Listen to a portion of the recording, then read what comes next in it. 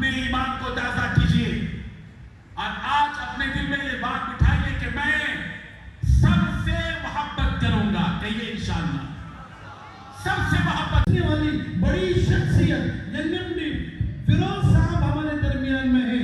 अल्लाह इनको तरक्कियात से नवाजे। बोलो आमीन। अल्लाह पाक कौम के लिए, मुसलमानों के लिए, इंसानियत के लिए अल्लाह पाक काम करने के लिए अल्लाह इनको चुने। जज्बा रखते हैं, जोश रखते हैं, लिहाजा हर मौके पर जो है ये सामने रहते हैं।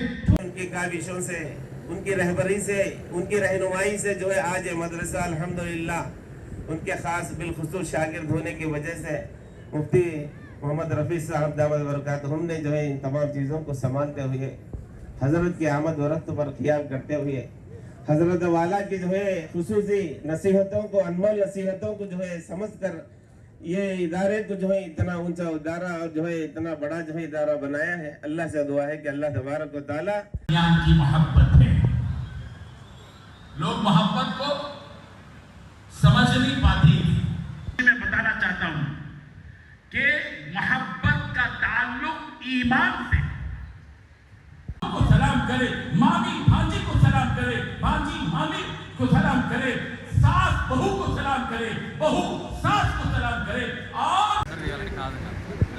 లాంగ్ వచ్చి అడ్జస్ట్ చేసుకో. ఏంటి అర్థం